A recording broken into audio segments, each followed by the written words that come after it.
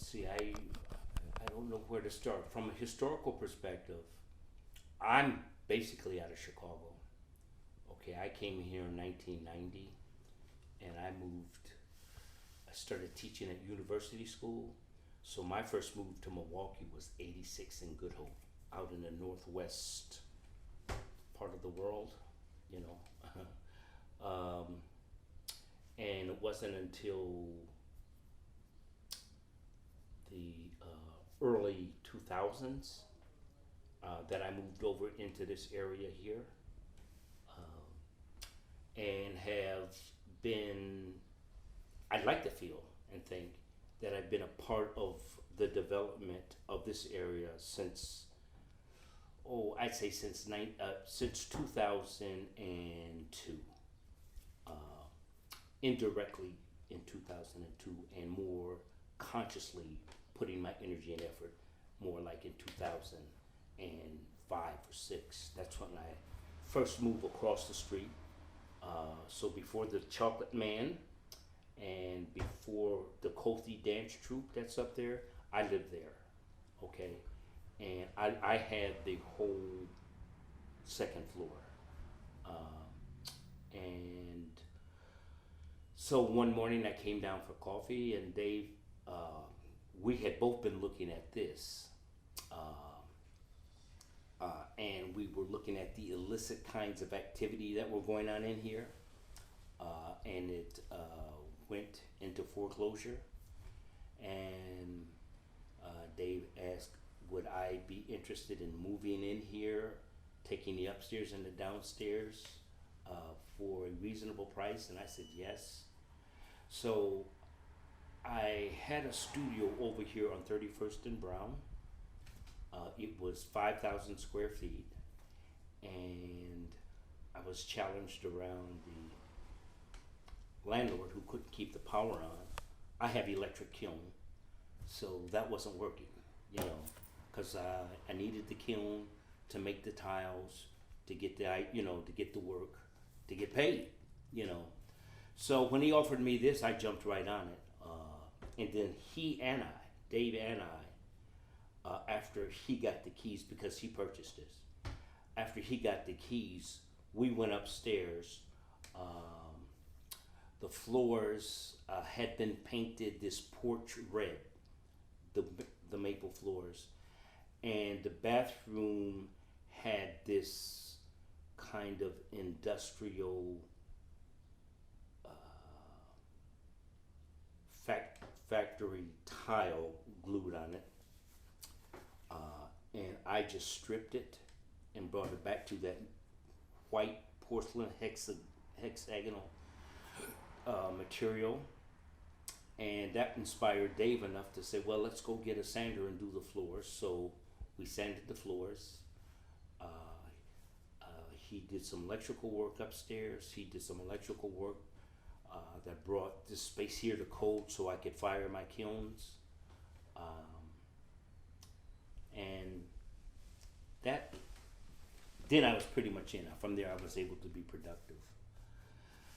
But 2 years ago, working with this organization called Express Yourself Milwaukee, actually I wasn't working with them, I was working with several artists who worked there, and we did a film of this area, and 3 of the basic questions we were asking in the film were, when did you first come here? How long have you been? Why have you stayed? And the 4th question was, if time and money were not an obstacle, what could you see doing for this community if you had all the time and all the money? And you got interesting answers, because as a creative person, you know, I think I would have just ran with that question, you know. But people who haven't gone through a creative process, it shows. So you start seeing interesting kind of different ways they answer that question. Some couldn't. Some said they needed to think about it, you know. And then those who had business minds saw businesses, you know,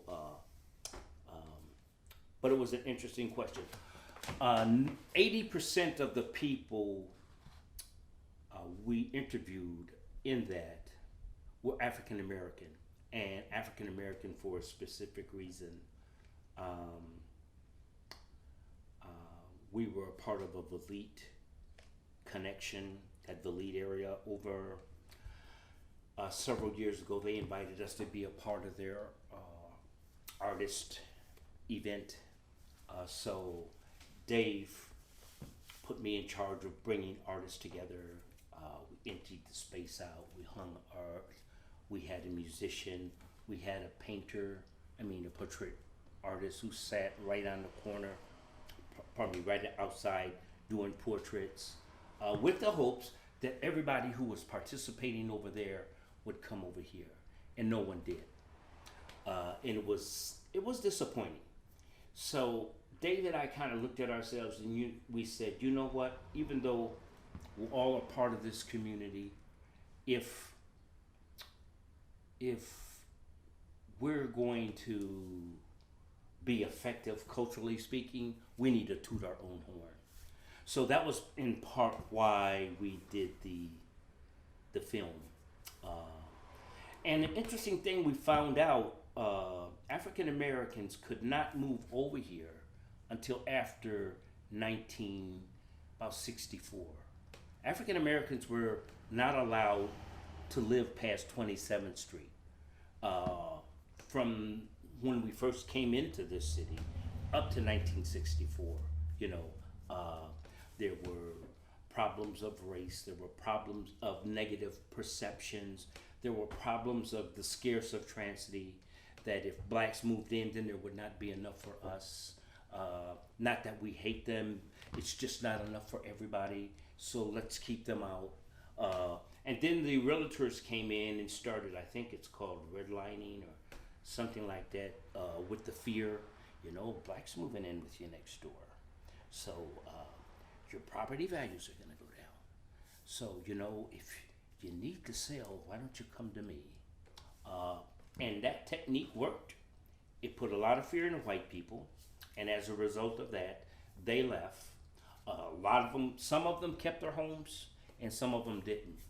But one of the biggest challenges as a result of white people leaving and this not becoming a truly integrated community was, as absentee landlords, they were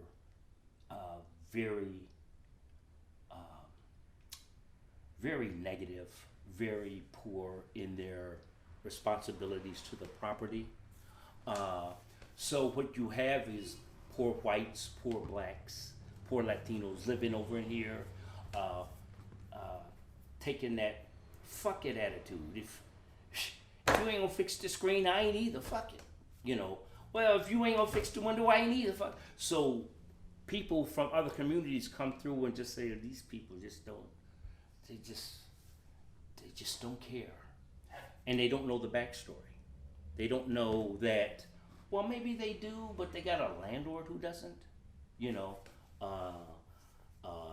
and maybe these are people who work hard. Maybe they don't get a lot, they work hard, but their rent is on time, and the landlord still isn't doing nothing,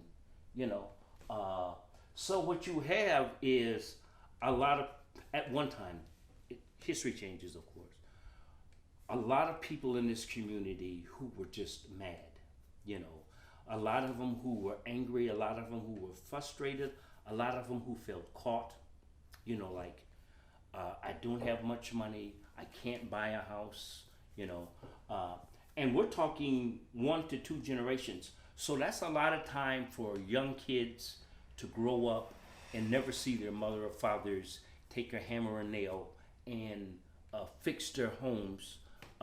So they don't know how, and as a result of that, once again, the property goes down. And then you have all kinds of downtown political sophisticated bullshit going on that, how do you put it, that channels tax dollars out of this community. Okay, so you don't see garbage being picked up, you don't see streets being handled properly. And I'm talking like from about the late 60s through the 80s. I'd say back in the 80s, you had a new mindset moving in, you know, and it is continuously growing, but the architectural and structural damage that had been done, the social perception of what this could be had been damaged, you know, and as a result, dollars for potential dollars that could go to visionaries here in the community that would like to do creative things gets rechanneled. And once again, that money isn't channeled because those aldermen and other people dislike these people. They, as well as everyone else, suffers from the trance of scarcity. Yeah, there's just not enough money to do my community and yours too. Okay? Or they would, African Americans slowly in the 60s started moving into city politics, and it takes a minute, there's a learning curve to understand all the back room deals and how to do that and how to get included in that so that dollars do come to your community. It takes time for that, you know. And then in the early stages, unfortunately for African Americans, there were those politicians who were on the take. They didn't live in the community, or they, you know, they may have lived right here where Milwaukee and Wauwatosa, so they're still sitting sweet in a clean neighborhood. That doesn't bother them, you know, that the rest are suffering. So you had that phase of politicians that affected communities, which affected housing, which affected structures, you know, and it took time to move through that. But when you walk through the houses, some of the houses here in this area, when you start to think about a lot of the wonderful detail that goes into the interior structures of these houses, I had a friend who says, you know, these houses were never meant for black people to live in, you know. And I says, well, what do you mean by that? He says, I just don't think craftsmen and carpenters would have put this kind of detail if they knew black people were moving in. Well, truth of the matter is, they never thought that. When these houses were built, they never saw. Have you guys got a history of of how when these houses first started coming in? I don't know, the 20s, the 30s. Craftsmen were building these houses. First of all, craftsmen didn't care because it was just their job to cut the wood, you know, put it in place. It was more the developers and architects who did not believe poor people would actually be living in these spaces. And as the economy tanked, you know, poor people moved in, you know, and as a result of that, they were controlled by, once again, absentee landlords who were not giving them, who were not putting those dollars back into the structure. So what you had was, once again, these beautiful structures going to waste, you know. Met a gentleman once who said, because I used to rehab in Chicago, and we were talking about, I was talking about the removal of walls so we could open up space, and I used the term demolition. You know, we're just gonna demo this wall and we're gonna demo, and he said, you know, that's the wrong time. That's the wrong term. You should be thinking more about disassembling.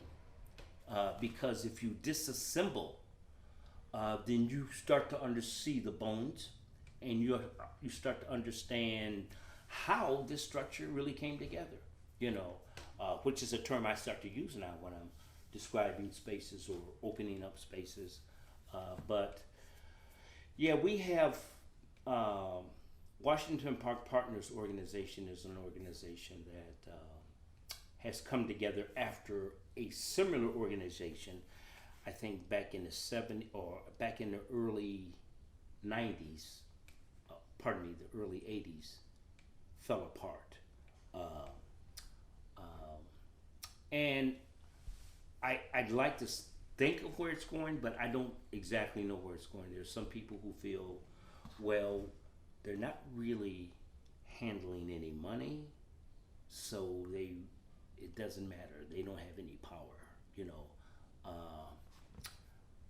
But that can change. That can change. I forget the name of this gentleman he's an economist who's wrote this new book on economics, a whole new concept on trading and bartering, reintroducing that concept, you know, which will slowly happen at some point. But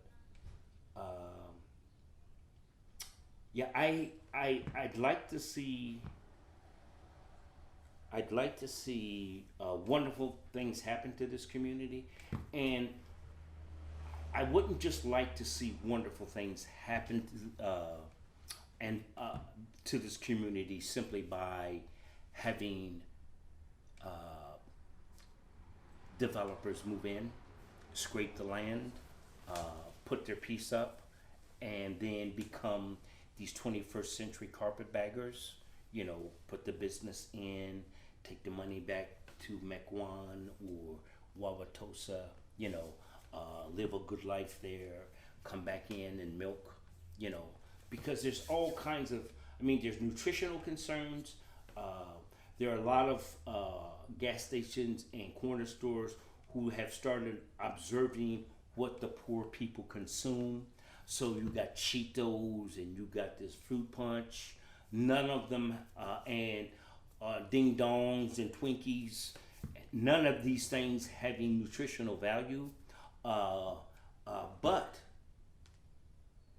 it pays their mortgage. You know, it pays their mortgage. And they're not about, well, I think what I'm going to do is start selling good food and fresh meat and good dairy to give these people a healthy nutritional start here. No. So what you have is, it's very interesting. I used to think it was just blacks, but it is really a class problem. It is not just blacks against whites, if you understand what I'm saying. But the very wealthy will play that card in a minute. As soon as, like several years ago when we were talking about the 1%ers, you know, as soon as that got big public, you know, somebody dropped a race card in there. And that created a division, and that divide and conquer. So that whole movement kind of fell apart. Hopefully it hasn't. Maybe it's just more sophisticated and died back. But wealthy have those ways of pitting one poverty energy against another poverty energy, you know, and they're out of the picture, you know. So my concern,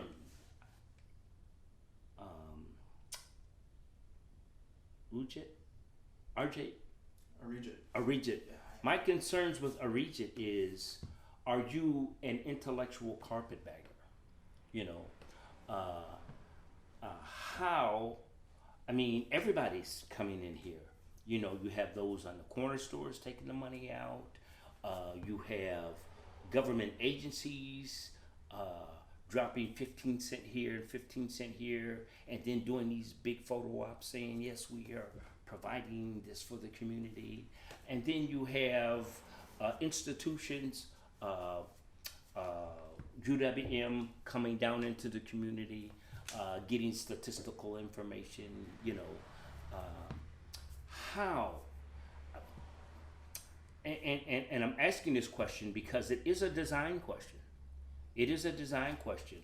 It is no longer enough to have all the technology it takes to design this pen in here and not understand how to design with the waste. Okay? What is the waste? How effective and not effective is that waste? And where is that waste going? And have you incorporated that waste or the concern for that waste in the bigger design picture? So my question once again with what is coming out of this field study? How does people who are here get information and can take that information to somebody like Donald Trump, just as a, and say to Mr. Trump or any big developing magnate, listen, this is a study that has been done by this institution about this community, giving us provenance, giving us cultural integrity, giving us culture capital. What is that? Hubris? Not hubris. Hegemony. Can you look at this study and consider one or three of the projects that we would like to put in this city? Are you from here? No. You? Oh, are you familiar with the Brady Street area? Mm-hmm. Are you familiar with Water Street downtown or Bayview? These are communities where North Avenue, where the restaurants and bars and nightclubs are. Those other three are areas just like that. Okay, good communities, good income, good business, and we want that here. However, we know this is not going to be one of those. And what we're looking at now is who are the players? Who are the people 2 blocks south of here and 2 blocks south of here who have an interest in building this up? And what are their concerns? And what are their cultural contributions to what would make this equally as wonderful as North Avenue? Or you know what I'm saying? We don't know who those are yet, So I'm mentioning that because I wonder how many people of color are in this study. How many of people of color have you approached with respect to getting the information? I don't know, but I can only speculate. There may not be many because they did not want to participate, simply because the landlord ain't come in and he ain't painted this, and even though this house is ratty and shitty and I ain't got no word, I also have pride. So I'm not going to show you this. I'd be ashamed as a human being to show you I live in such squalor, which is not my fault, but you know what I mean? Mm-hmm. So my question is, how do you guys get around that obstacle, get to talk to people so you can see how that house talks to them and how that house talks to the community. If you understand the term I'm using, around how, like as an artist, tools talk to me, and the paint talk, no, just put a little, no, just not that much, just a little more, so houses talk to people. No, I think I want my sofa here. You know what I mean? How is it talking to them, and why did they choose to take this wall out? Unfortunately, you may not be able to. I hope you can, get those kind of questions. But ever present in the back of my mind is what kind of a document and or what kind of a benefit so you guys will get a grade, right? And Archit, we'll get another class, and the recognition for probably having done a wonderful job, and it may not be all Regent's job to do this class, set it up, bring these people in, and then take the information and give it to the community people and say, here is this document. You can take this to the Koch brothers, or you can take this, just joking of course, or to this entrepreneur, and they understand what you're doing, and you can get the dollars to develop the concepts you have for your community. That would be that would be wonderful. But that's not his job. That's not, and I understand that. But in the South, after the Civil War, there were the carpetbaggers. I think that's where I first got to understand the term, who were, strictly about the money. And that isn't a post Civil War concept, the carpetbagger. That was something I think all people did after the war, and after the soldiers got the booty. Those carpetbaggers from different countries, different cultures came in and took advantage of the fallen, But this is a new day. I'm really excited about the youth that are coming through. I'm totally excited about the concept of what you're doing, But somebody, has to still ring the bell of justice, if you know what I'm saying. Be the conscience, or however you want to put it. Not that what he is doing wasn't or isn't on a high level of integrity. I think it is, but I think that's pretty much one of my jobs, is to just keep the community looking for higher opportunities, if you know what I mean, be it in food, clothing, and shelter. Yeah. I think, just like with my experience with Regit, this spring I took a class with him, and we were in Washington Park and we were just learning about the history, and it was kind of some people just took the class just to take the credits because they need to, and it's some of them had that issue of oh, we're going into Washington Park, oh, it's not that safe. And I think just a good thing was just giving them that exposure, because if they didn't take the class, they would never come here. Yeah.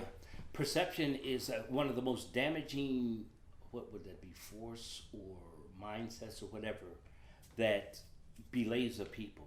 I mean, they had that perception of this. I have that perception of anything north of Thanesville.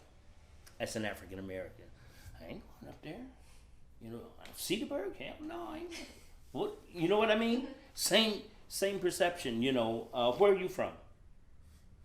Plains, Spring Green area. Oh, okay, yeah. Frank Lloyd Wright area, isn't it? Yeah. But I do have a girlfriend, and she's white, and we do get in the car, and I mean, Wisconsin, my God, is really one of the most beautiful states in the country. I love the hills and the turnings, and I really love it in the autumn when the colors there. But for me, it's well, sweetheart, we're gonna go to point A and point B. I don't feel like getting out the car. That kind of stuff. But that's my perception of that, and that is their perception of this. Time changes all of that, but it takes those students like yourselves to come down in here to say, hey, that's what they say, and it takes people like me going further north and say, hey, you guys, it really ain't that bad, But right now, I'm thankful because Regit is helping us tell our story. And that's what we don't get in the media. I mean, it was tragic that the young girl not too far from here was shot on the playground in the skull, and she's recovering in the hospital, but it's over and over and over again. I moved here from Chicago. Are you familiar with, just a kind of off story here, who's this guy who murdered and killed and ate those people? Dahmer? Yeah. When I moved here and we bought our house, we bought it back over here in that area, having no idea that, we moved on 29th and it happened on 25th, in the same kind of lateral area, a longical area, and uh, we're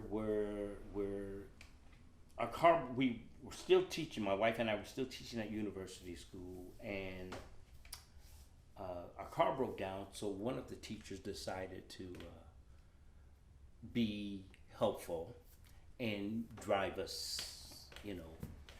They lived in Wauwatosa. They dropped their son off at Marquette High, and then they could just come pick us up. And then she's driving around. So, isn't this where Domer? And because everybody had heard of it, it was on the news. My daughter freaked out. I was like, oh no, and excuse me, but I said to myself, damn bitch. I mean, did you have to say that? I'm sorry, but I did think that to myself, but that was her perception of the place. You know what I'm saying? And that is a major struggle we have in this community, working with the media and working with other agencies, changing the perception of this community. I think what you're doing is a big step in that direction. I don't know what the final document that you guys have will look like, but I was at one of the meetings prior to your classes beginning. I was there with the theater instructor at UWM, a dance instructor from UWM, and a design instructor from MyEd. We were all sitting, and what the dancer, the designer, and the theatrical person is waiting for from you guys is the information you gather. They will sit down and work through it to create a script. I think the designer people from MyEd will design it, and then the theater people will do a script, and in that script will be some kind of avant-garde dancing. I thought was this wonderful concept. Regis says that's Arjit says that's more like phase 2 or maybe at another time. But the whole idea that something like that could occur is wonderful. But what would be even more magnificent is that if this area became known for that, just this corridor here, and that kind of was drawing people here for that kind of stuff all the time. Have you ever heard the old saying, money talks and bullshit walks? You ever heard that? That means like if big dollars started to line up on this block, people running those businesses call the police and the mayor, and that problem stops. Meaning the police are there protecting those dollars or protecting any dollars that have the potential of filling the city coffers, and anything interfering with that, we're gonna beat you down. So that's why you have well-policed areas on Brady Street, Water Street, Bayview, the Bayview area, North Avenue, and understandably so, but I don't even know if I'm answering your questions. You haven't even answered. I've just been rambling. Do you have questions? Yeah, I love what you had to say. I mean, can you explain what you're doing here? Well, I'm a graduate from the School of the Art Institute of Chicago. So my major there, my main focus was ceramics and printmaking. So when I came out, I really, one of the best tools pieces of equipment I liked at school was the slab roller. So if you come here,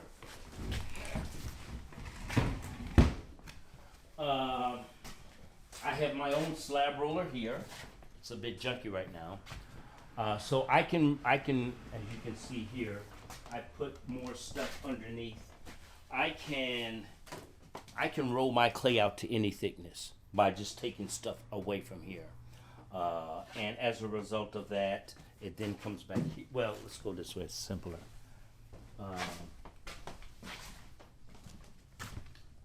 I have my own kiln. And then of course, when stuff isn't fitting properly, I can, with a wet saw, I can cut it down. I do workshops right now. I'd love to have large commissions, but I do workshops right now, and people come in, they make a tile, and then I set these tiles into fence posts, like the ones across the street at the, we can go back. I live upstairs, so I'm kind of contained.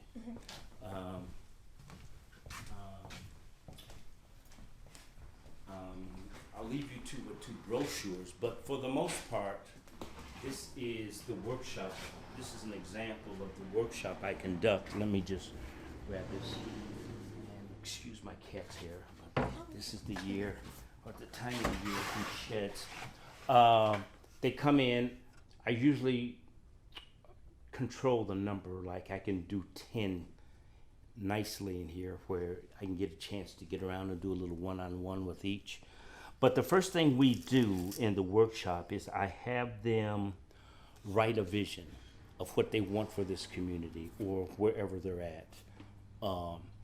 Then they roll them up, and then I purchase the posts, chisel out the post, bore the holes, and stick their visions, okay, inside the post, and then cover it up and grout it with the tiles. So that it's almost like this architectural talismans, you know what I mean?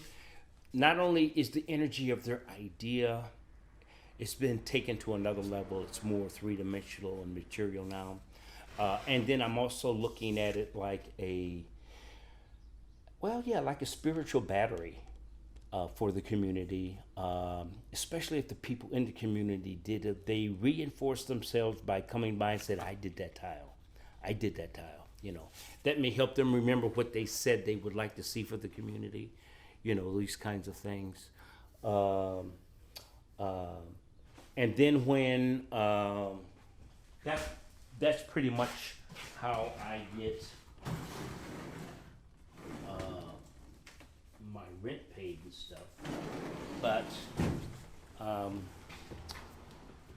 when I don't, I work with an organization called Arts at Large.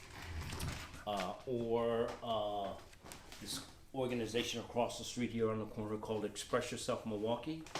But I would prefer large commissions. One of the largest I had was 500 square feet of handmade ceramic tiles. So with the press, I pressed out 500 square feet. This is this one here, yeah. That's 1/4. That wall is just 1/4 of the total area there for that particular commission. And yeah, that's pretty much what I do. You know, I don't get that a lot. I think a lot of it is for different reasons, but I'd like to think a lot of it has to do with where the economy is right now. When I first came here, I was taking my portfolio and walking up to a construction site and showing them, and the foremen and architects who were in the building huts, you know, on site. Yeah, man, this is great work. Yeah, you know, but yeah, we ain't got no money now. So I came out of one of those little trailers once, and this man came up behind me and said, dude, this is what you do. When the hoe is in the ground, the money's gone. Because they've already designated, you know, you got to get to these people while everything is still on paper. Because $25,000, that's nothing. When they're building $3 million structures, $25,000 is nothing. they can get 2,000 off of this budget. If they want what you do, they'll make it happen. So that's what I've been doing, or that's what I did for a while. I was what is the term? Hobnobbing. That's some people call it that. Some people call it brown nosy. But you know what I mean. As you're both going into architecture. I am. You are, and you? I'm a history major. Yeah, well, even history majors have to talk to professors, and so brown nosing is in every profession, if you understand what I'm saying. But that's what I would prefer doing, is large commissions like that. However, I'm finding, even though the dollars aren't there, and I mean, I am truly working, I find it equally as rewarding as working in community, making public art. It really puts your ego in perspective, or in check, however you want to look at that. History has taught us, some history has taught us. All of the history of what we have done positively and negatively is out there. It's just who's telling the story once again. You Winter Zen, is his name? Yeah. Howard Zen, yeah. But there are all kinds of stories out here, all kinds of struggles out here, but I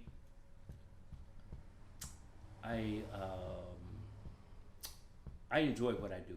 I'm not making a lot of money. Like right now, there's only two areas.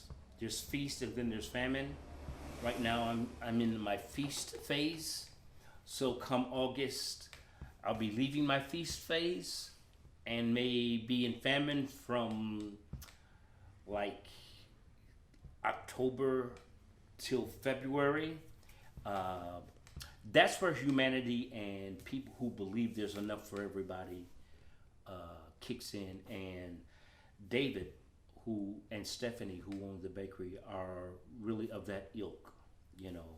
With him owning this place, he sees what I do, he understands, and he says, well, I need my basement tuck pointed. Yeah, I'll do it. Because I can't pay rent. So yeah, I'll do it. And, stuff like that. I go on an hourly basis, and then we deduct those hours in terms of whatever dollar amount we agree upon from the rent. And just last month, based on the work I brought in since February, I just came out of the hole with him, if you know what I mean. It's a great feeling, to sit with a person who you owe, and not have to be bothered about, man, what is he thinking about me? God, he's really gracious. He knows I owe him $2,000 and he ain't saying shit, man. So if he cracks a joke, it's like, I'm just gonna laugh. It ain't funny, but I just need to be accommodating. You know what I mean? But so I'm out of that, but he's a good person, and David has an enormous background out of the East in city planning, etc. He sees the bigger picture here, and on many ideas that we want to do in the community, he and I are on the same page. So it's in many ways it's a joy to be over here, and it's really funny. and sad and frustrated and all that at the same time. But just Monday, actually last Friday, they sent letters out. The city sent a letter out saying, "Oh, Monday we're closing the bridge down." So that's this bridge here. So I just don't think any other wealthier part of the city they would have been that flippant with getting that information out to the community. You know, unfortunately, Lisbon since the 30s has been known as Ho Row, and that's with respect to ladies on the street. You know, and that is another perception that is hard to change because the Johns who talk with other Johns, yeah, Lisbon, yeah. So if the Johns are always coming, the prostitutes, male and female, you know, are going to always be here. So when you stop that, they'll just keep driving through, and basically that's what we want. You know, just keep driving through. You know, we don't need that kind of energy over here. But we have the steering committee that has arts and culture, which I'm a part of, health and safety, education, housing, all these committees, and each one of these committees is working toward on some of the issues here in this part of the city. It's you know, some people look at me when I say, you know, Milwaukee's really wonderful, and a lot of them will say like, yeah, where, you know, and a lot of them get it, you know. This is an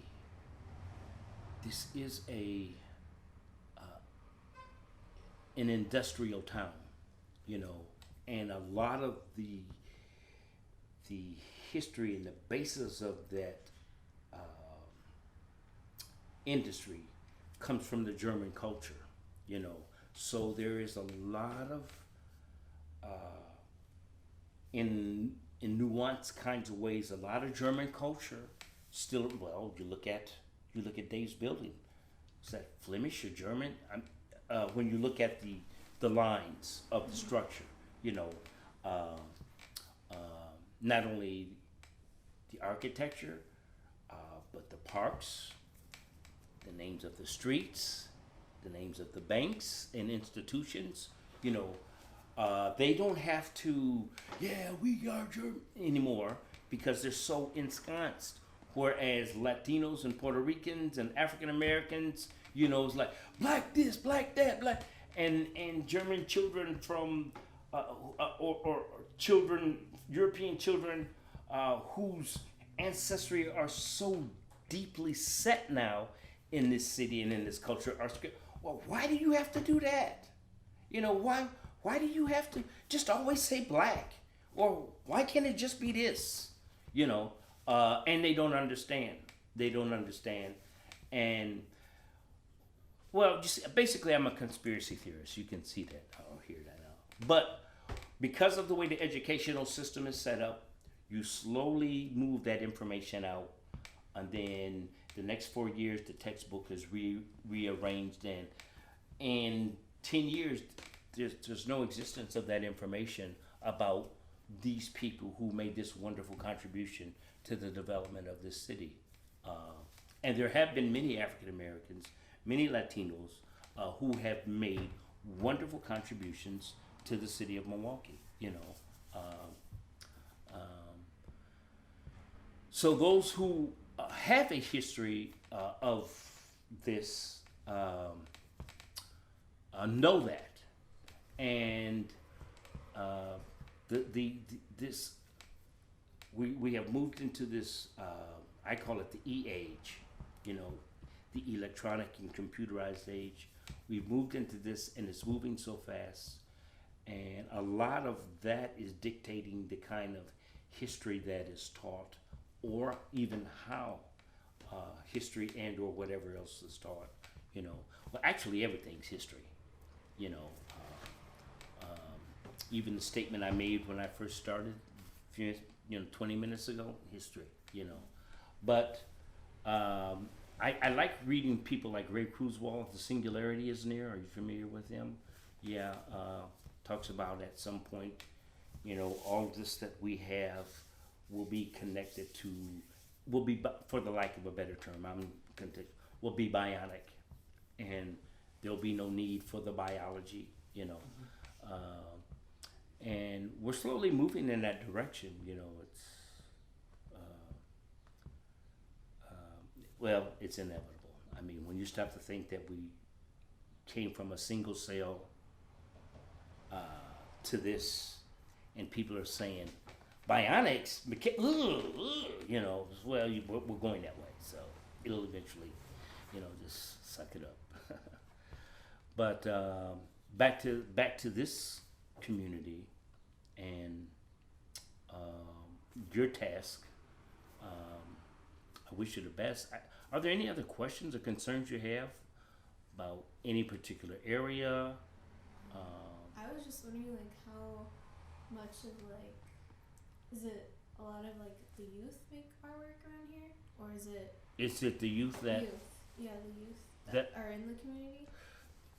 And what about the youth in the community?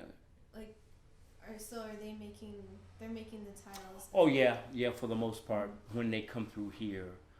And for the most part, it's the youth that are channeled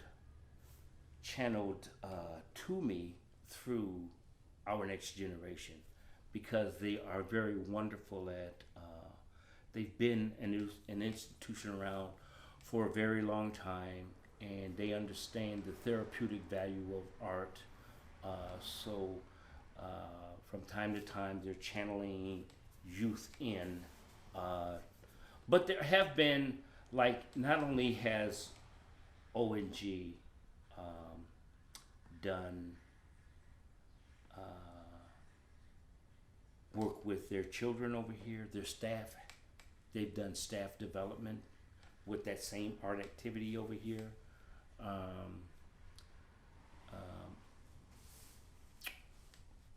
Families that come through are usually of a higher income.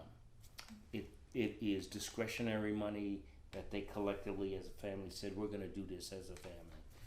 That has never been an African American family. And the interesting thing about that is there are African American families that can't afford to do this. I'm not a businessman, so I can't do the email and, hey, come and experience and at Munir, I don't do that well. So it could be half their fault that they don't come, and it could be half my fault that I don't advertise, but 90% of the people who do take advantage of it are white and middle class and or upper. I took this same project to Uganda. There's this organization called Grandmothers Beyond Borders. Are you familiar? Have you heard of them? Started with these two women back right after 9/11. There was a major incident around that time in Uganda that left hundreds of children without parents. At the end of that incident, the collateral damage was death from AIDS, from malaria, and from war. So you had thousands of children who were just homeless. This woman here decided she wanted to create an organization, which she did. They have a banquet every October at this church way out west in Wauwatosa on 92nd and Center. It's called Taste of Uganda. So these Ugandan women who live here cook the food. Those of us who go to Uganda to work with we bring back their garments, their baskets, their crafts, and we set up this bazaar space. Then people purchase, they buy the tickets, and those are the dollars we take back. So that's organization I work with. In fact, I have a meeting with them tonight. There's a sister organization called Grandmothers Here that made 120 tiles, and they painted 60 of them and left the other 60 unpainted. I took all 120 to Uganda, and the 60 that were painted I divided between 2 villages, and they took the 30 tiles and created posts like this, and they put those posts in the ground to identify their land, because the grandmothers there make their income by growing food, community gardening. So they just one post here, and you know that this is the property of the grandmother. So if you're taking food, you're taking food out of the mouth. You know, it's more of a conscious thing or whatever. But yeah, a very interesting experience. I took this clay there, and I had never been to Africa, so it was my first time. And I had seen for years shots and photographs of the way they exist, and I was concerned. I'm thinking, man, here I am coming in as this, what may appear to them be this elite artist, you know, and they can barely feed their kids. Are they even going to receive me? You know, are they going to even think that this project is worthy of their time? I pulled those paints out, and these are grandmothers, 70, 80, 60, instantaneously turned to kids. Wow, can I? Give me a brush, check that color. No, I want, you know, it was just amazing. It was amazing. It just brought tears to my eyes. I'm wiping my eyes and pouring paint. They're going through the trash, and they're looking for bottles like this so that they can cut. Because what I did was I took enough supply to leave. So what I had to do was divide the paint up between 2 villages. So the first village brought me bottles that they had cut, and I'd squirt, you know, half of the container of paint into that for each color, and then they would distribute them amongst themselves. And I had 60 brushes because it was about 15 to 20 participants in each village. So I left them brushes and paint, and they did other kinds of things with them. But I was just, I am totally convinced of the transformative power of art. You know, I wish we could do more down here. Would love to, we have a vision, Dave and I, for this whole plot of land from the side of his building all the way to 33rd Street. And then back here, there's an alley. Have you noticed that alley? It's a short alley that goes back. We visualized engaging the homes of each of those garages. It's a long process, talking to them, convincing them to, hey, why don't you convert your garages into booths, and we can turn this whole alley into a marketplace. You know, so visualize the green grounds from the side of these two,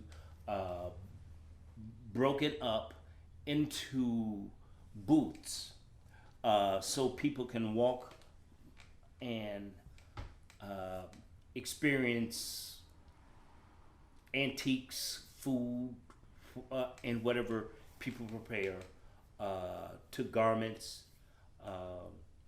and just having that whole experience of walking through that alley that has been transformed as a result of these people, like from from Lisbon here all the way back to, I'd say, Valit, from 35th to 27th, it's predominantly Hmong. Used to be predominantly African American, but now it's predominantly Hmong. And Balinese and Somalians. Okay, man, we're talking about a marketplace back there with all these different cultures represented, and African Americans and Latinos, all in this community. It could be so rich. It could be so rich. Dave bought up property.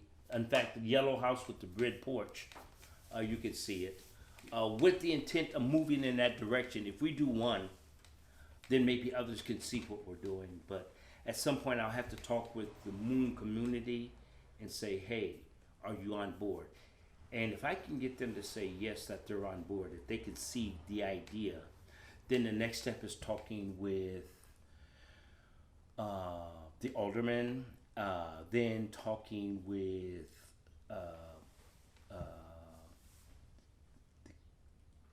people who design city codes to create the licenses and things for us. So that's a vision for the future. Yeah, one of many, but yeah.